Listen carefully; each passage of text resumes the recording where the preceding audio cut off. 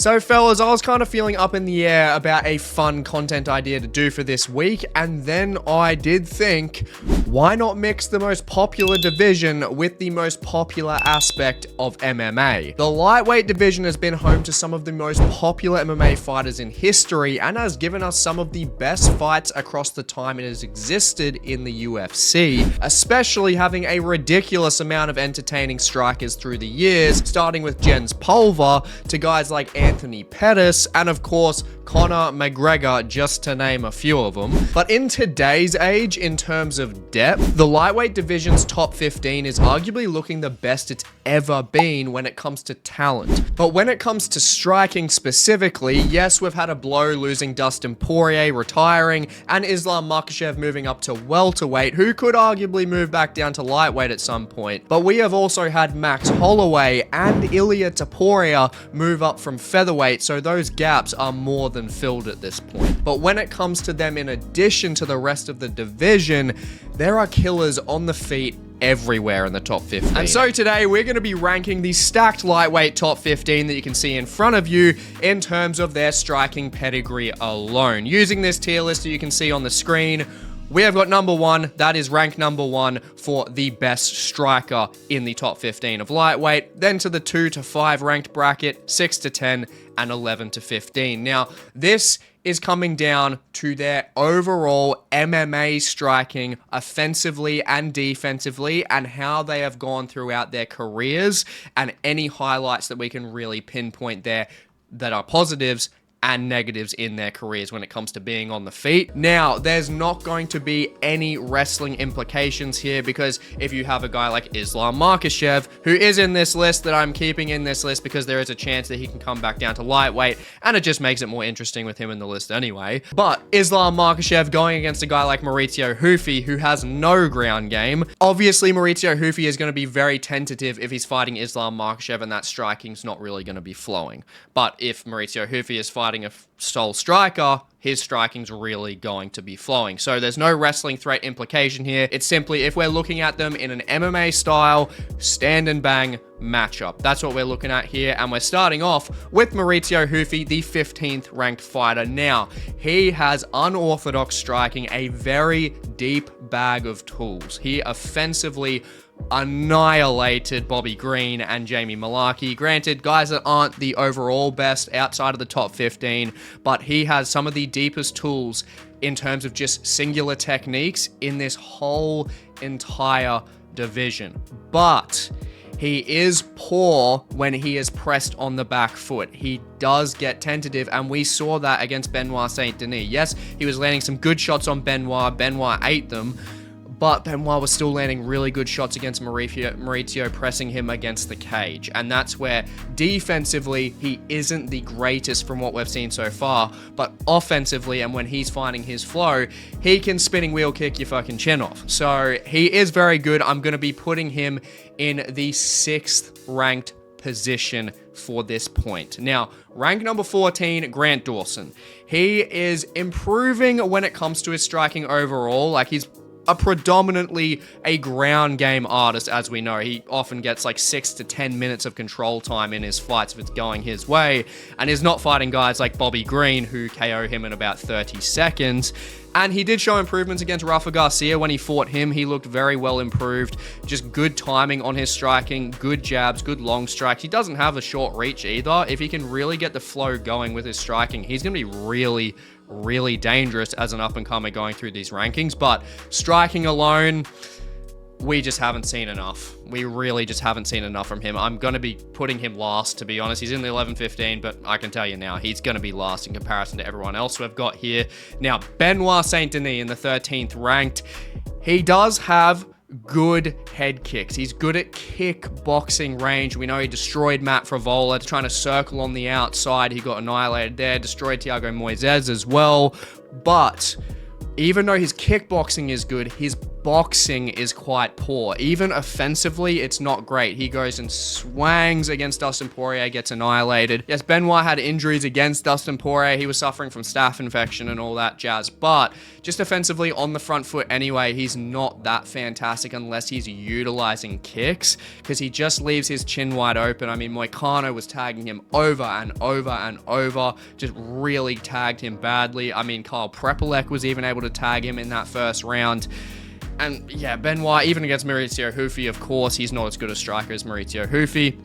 He gets tagged. He doesn't have great defense. And on the front foot, when it comes to his kickboxing, he is good. That's why he's not somewhere dead last, to be honest. But I'm going to be putting him 14th. I'm putting him 14th. I don't think Benoit Saint-Denis is that great with the striking. I think he's a little bit overrated, to be honest, when it comes to his striking overall. We saw what happened against Dustin Poirier. We saw what happened against Renato Moicano.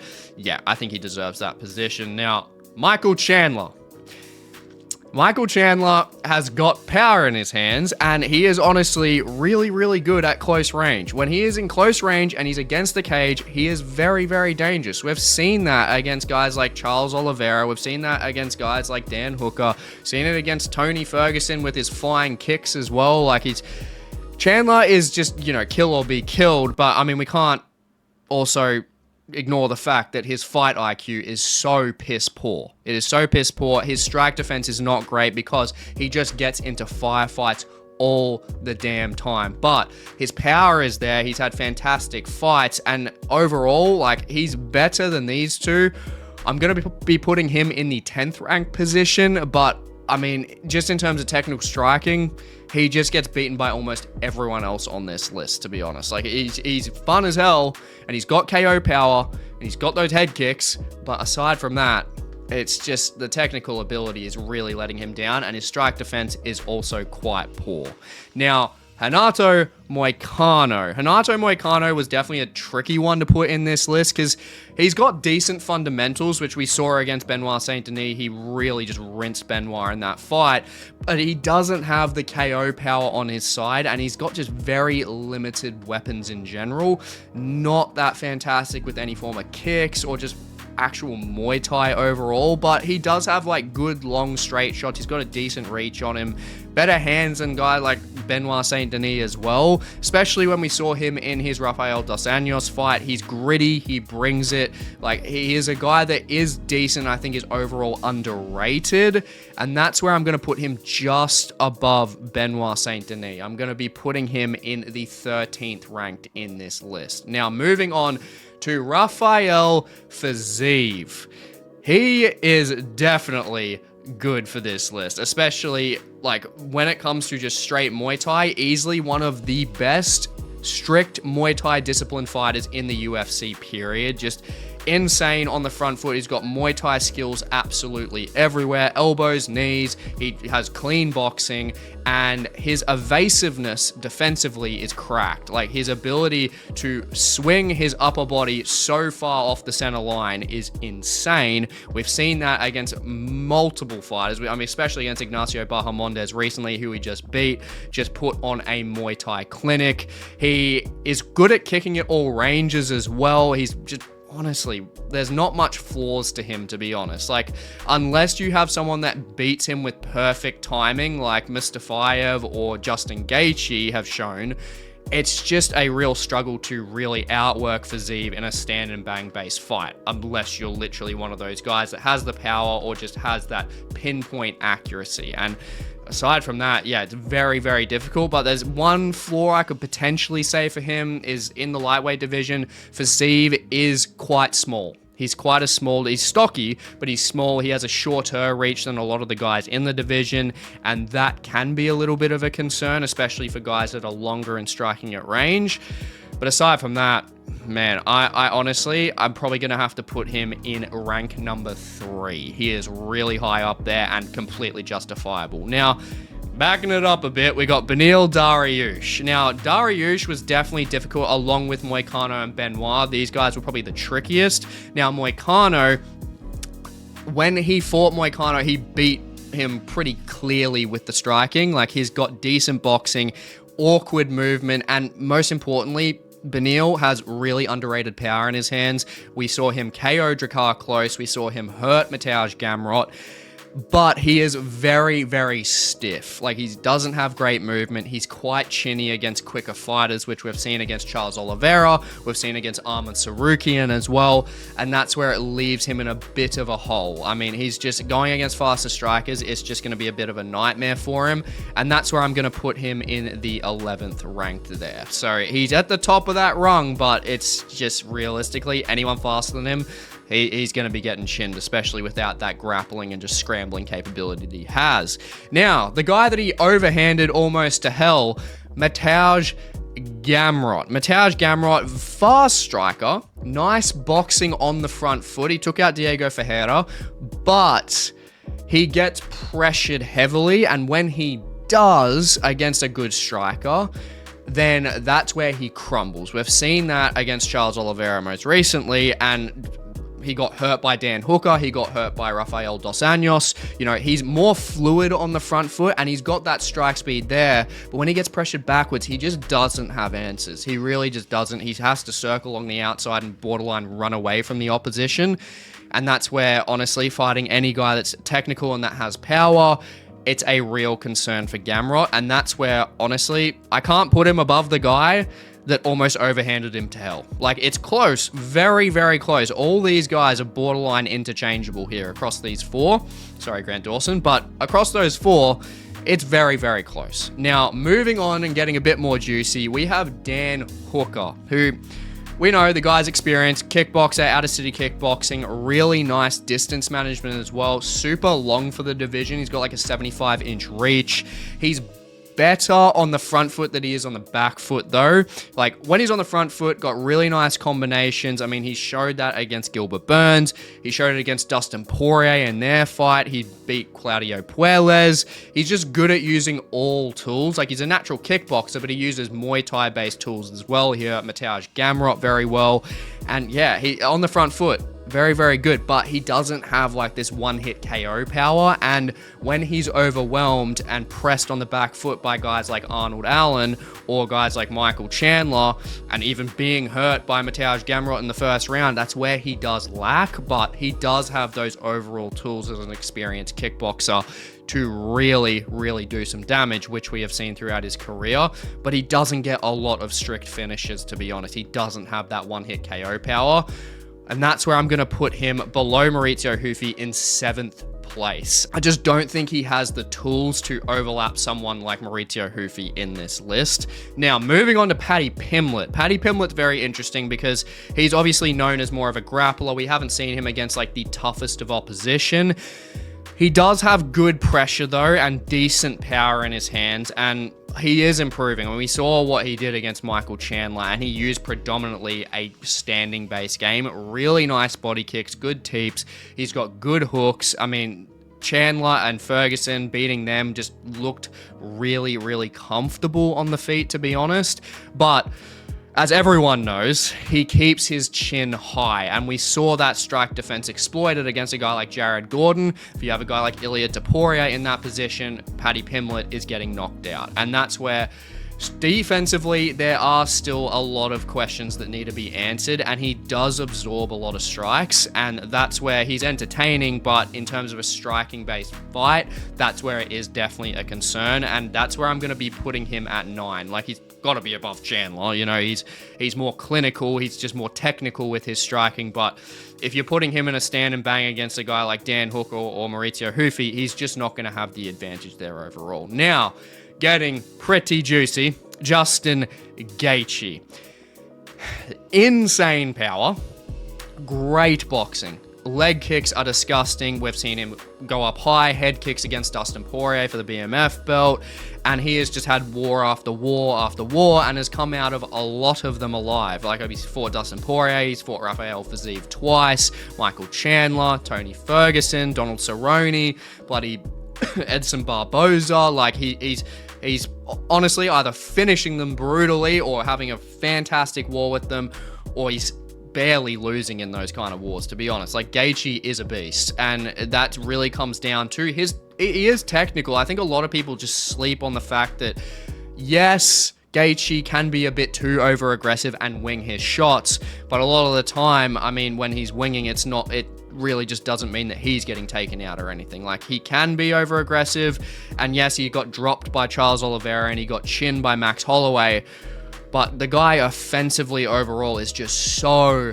damn dangerous. It almost eclipses those defensive problems. And he does have like decent tight guard, like when he is going on the defensive too. And like the leg kicks that he chops, like him ripping to the body and his counter shots especially, really, really damn nasty. And even though Fiziev is such a technical Muay Thai fighter, like he is brilliant, but like, when we look at Fiziev and Gaethje in their 2 fights they've had, yes, Fiziev did come in on like semi-short notice, but Gaethje, he was just finding the better shots in those fights overall, and that just makes him the better striker, and that's where I got to put him.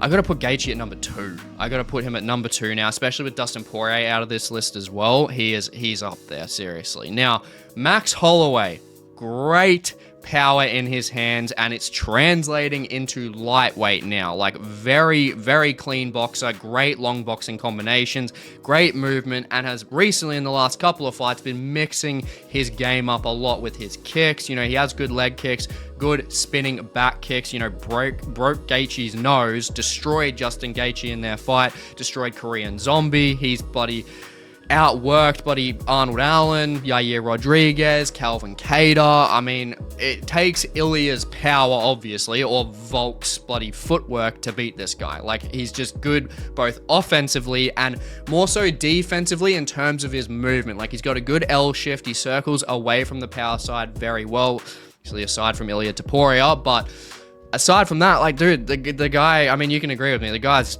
seriously doesn't have many flaws when it comes to his striking. His boxing is so clean. You know, he yells out that he's the best boxer in the UFC. At that point, when he said that, you could argue that, but not now. He is definitely bloody up there, though. He's up there to the point where I've got to put him at the top. So he's going to be here. Technically, Gaethje is like 3. So he's number 2. So he's technically 1. He's ranked number 1, not the champion. I should have actually had another tier in here that said champion realistically, but he is number 2. Now, moving on, Charles Oliveira. This could get a bit of slack. Charles Oliveira, really, really nice Muay Thai, great pressure, clean hooks. Just, we saw what he did against Michael Chandler when he won the title. Beautiful left hook. He's just got really, really nice timing on his shots, a lot of power. When Charles is in basically a range where there's no forward or backward movement, and he is just striking on that, like, just straight line, flat foot, like, he is very, very dangerous. That's literally what he showed against Michael Chandler, and he dropped Justin Gaethje pretty much in the similar fashion of the way they were standing. And yeah, Charles is dangerous. Like, we know that he's got the power in his hands. Like, Gaethje said that it felt like his tongue got tased when he got hit by Charles Oliveira. He's got the power, he's got the Muay Thai techniques, he's got beautiful body kicks, he's got elbows, he's got knees, great in the clinch, great at all ranges. And, I mean, he's fought fantastic opposition. You know, he fought Gaethje, he's fought Dustin Poirier, fought Chandler, taken all of them out, finished them by KO brutally, aside from buddy Gaethje and DP. And then, I mean, look, he got finished by Ilia, but he's finished Beneil Dariush with a head kick, you know, ground and pound, just beautiful. Like, he is a very dangerous offensive fighter, but the dude on the back foot or just being in that pocket, we literally seen what Ilia Topuria did to him. Just absolutely annihilated him. Defensively, he's not that sound. He really isn't. And he gets tagged so much. Mateusz Gamrot was tagging him so much in those close quarter exchanges. If Gamrot actually had decent power, Charles would have been slept. Like, he got tagged so much. It was, yeah, Charles's defensive flaws are bad. Like, they are bad, especially in the rung of competition that he is in. Ilia Topuria, I was so confident would knock him out in the first round because of that issue, and so he did. I mean, Charles's defense, very poor, and then his offense is fantastic. So that's where I'm not going to shoot him down super low or anything. He's going to be in number 5. Like, I can't put him above Fiziev, to be honest. Like, Fiziev, he's more technical, and when it comes to his overall defense as well, Fiziev's just better. He's got a tighter guard, cleaner, more sound realistically when it comes to offense and defense. Now, moving on to Arman Tsarukyan. This one's going to be very interesting when it comes to these rankings because he has power in his hands, flexibility as well. He's got that bloody axe kick, the zesty spinning back kick too. He's got push kicks, but he's just so heavily wrestling oriented. I mean, like, he was semi-competitive on the feet against Charles Oliveira, but Charles still edged it against him there, so I couldn't really put him higher. And granted, he destroyed Beneil Dariush, but he destroyed him so quickly, we couldn't see anything technical. And he just doesn't really have to unleash the striking, which, you know, he's getting ranked in this tier list, not based off, you know, inherent negatives, to be honest. Aside from getting hurt by Joaquim Silva, that he didn't have, like, the tightest defense in that fight, like, he just is always on the ground because his wrestling is so strong. So it is a bit of a skew, but realistically, when it comes to him, I can't really be putting him any higher in that top rung. Like, his boxing looks decent. He's got decent kicks, but I think defensively, I think there are a lot of holes that can be exposed from any of these guys, Max, Gaethje, Fiziev, Charles, that could really open up Arman's game. And that's where, honestly, I don't even think I can put Arman above Dan Hooker when it comes to actual just striking pedigree, aside from his power. His power could take Hooker out, but Hooker is more technical with more tools when it comes to his kickboxing and Muay Thai based game. I can't put Arman above that because we just simply haven't seen it. Now, Islam Makhachev. Islam Makhachev, he has improved immensely with his kickboxing, as we know. This is going to be interesting. Great knees up the middle, really nice head kicks. He pretty much mixes everything together really well now. We've seen that through the Volkanovski fights. We've seen that through the Dustin Poirier fights. You know, like, he's just looked fantastic with his striking in terms of his title reign, and he uses pretty much everything but elbows and leg kicks, and all of those tools that he actually uses, he just mixes so well. But his game, again, similar to Arman, is heavily influenced by his takedown threat. And when it comes to his pure boxing, like, he looked fantastic against Dustin Poirier, kind of outboxed Dustin Poirier in that fight. Great knees up the middle, and, you know, the head kick against Volkanovski as well. Like, he's beaten top opposition. You know, he deserves to be pound for pound number one, arguably, with Ilia Topuria, but he doesn't have huge power in his hands. Doesn't have huge power, doesn't use elbows, and doesn't really use leg kicks. Like, they're the only real skewing points that I can see. And, you know, he has been cracked before. He's been dropped. Like, he's been knocked out. So that's where, you know, Islam Makhachev, like, he is a great technical kickboxer, can fight good in boxing range as well. And he is better on the feet than Charles, I do believe. Like, he is stronger than Charles, but I just can't really see him in terms of a technical kickboxing game. If he was to go one-on-one, I can't see him just overwhelming and beating Fiziev. I can't really see that happening. I don't see him beating Fiziev in just a straight kickboxing fight. Close as hell, but I don't see it. I think Fiziev simply has more tools, is arguably better defensively with his tighter guard. And yeah, without the wrestling there, especially from Islam, keeping him on the feet, it's a very different game. And that's where he beats Charles, but I think him and Fiziev are neck and neck. Him and Gaethje are neck and neck. Max, I'm pretty confident, does beat him in that realm. Now, moving on, lucky last. If you could have guessed it, pretty obvious. Ilia Topuria is number one. He is a perfect boxer offensively, to be honest. Offensively, the guy is just showing no flaws. Like, really, really clean fundamentals, disgusting power, technically perfectly sound. He just drives all his power through his hips fantastically well, has got disgusting combinations, downstairs, upstairs, really good movement. Just can't find that flaw offensively, to be honest. Aside from not using a kicking game, which is a flaw-ish, I say ish because he's never had to use a kicking game. He's just taken pretty much everyone out. He's never had to use kicks. He uses that really low set base and drives his hips through with the power with his hands. That's his game, and that's really all he needs.